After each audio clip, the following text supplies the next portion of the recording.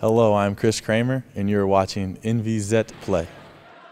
Seit 2012 trägt er das Trikot der EWE Baskets und ist aus Oldenburg nicht mehr wegzudenken. Chris Kramer. Der 1,91 Meter große Guard aus den USA begeistert die Fans mit seinem stetigen Einsatz und seiner Motivation auf dem Feld. Chris' Leidenschaft für Basketball begann schon in jungen Jahren. I was just a little kid just running around, trying to throw the basketball at the hoop on the side, and that's where it all kind of began. And then, just gradually, as I kept playing, I really got a love for this game, and that's kind of, that's where all that passion started. But as I grew and as I got better, I knew this was something I wanted to do for the rest of my life. Every child in the States that loves basketball, that's your ultimate dream, is to play in the NBA. And I'd say that was my dream as, I would say, like the 6 to 7. Like, I want to be like Michael Jordan. That's it's everybody's dream, when you're a young kid. But I think that's when that goal of mine ultimately started, and that's when I started to try to be the best player I could be, and just try to gradually get better as I got older. And I'm very blessed and fortunate to be in this position I'm in right now.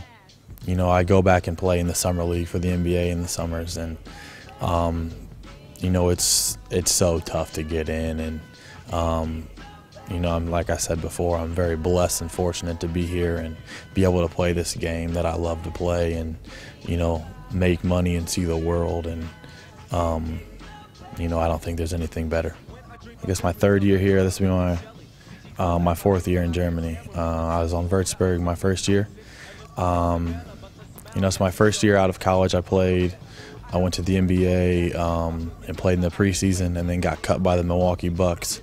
Played in the NBA Development League, and then went and played in Puerto Rico. And then after that season, I came to Würzburg and played, and it just kind of, the NBA was in a lockout.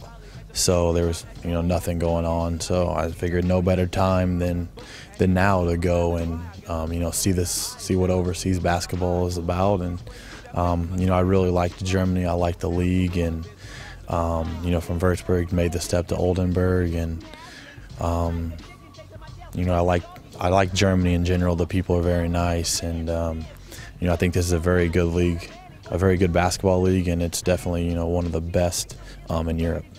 Yeah, I do. It's obviously a smaller village, and but there's some bigger cities not too far away, and the people here are very nice. I think there's some very good restaurants. Since I've been here, I've been very fortunate to get to know Ricky Paulding and his family, and they're basically my family over here, and I do a lot of things with them, and so I'm very thankful that I was able to meet them, and they've kind of taken me into their family, and now we have an unbelievable friendship.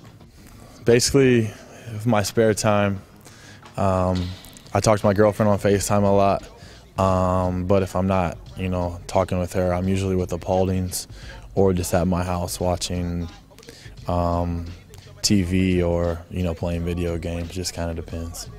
I think the biggest thing was waiting until the crosswalk sign is on, because in the States, if there's no cars, you just go ahead and walk across. And then I think the first time I walked, and somebody was like, "Hey!"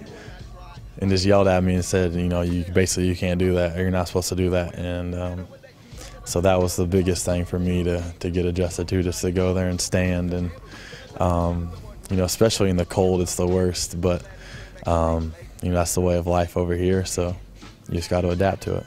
That, and then just definitely like when I'd go with like Ricky's kids to like some of the play places and stuff, and just seeing how it is, like there's no way that would work in the States, because people at every chance they get, they want to sue somebody, and they want to try to get as much money as they can from that person. And so there's no way that these play places for the kids would work in the States. But you see how much fun the kids have here, and that safety is not like it's not the biggest thing, but that people are good, and they give their kids a lot of freedom. So I think it's good. I think we have to believe that we can win every game. We got to go in with the mindset that we're the best team in the league, and that's what we have to. That's the mindset we have to go in with. But then we have to play better on offense and on defense. On defense, we've been giving up almost 100 points a game, and that's a tough task to win when you give up that many points. And then on offense, we just haven't been as efficient as we've been in the past. We turn the ball over, and but then it comes down to making shots on offense as well. If we can get everybody to go out there every time they step on the court to play as hard as they can for as many minutes as they get, I think it'll be a step in the right direction for our team. I think we still have a great chance. I mean, obviously, I think our goal at this point would be to get fourth position so we'd get home court advantage in the first round, but that's in the future. We got to worry about the present. The playoffs aren't going to happen unless we start playing better.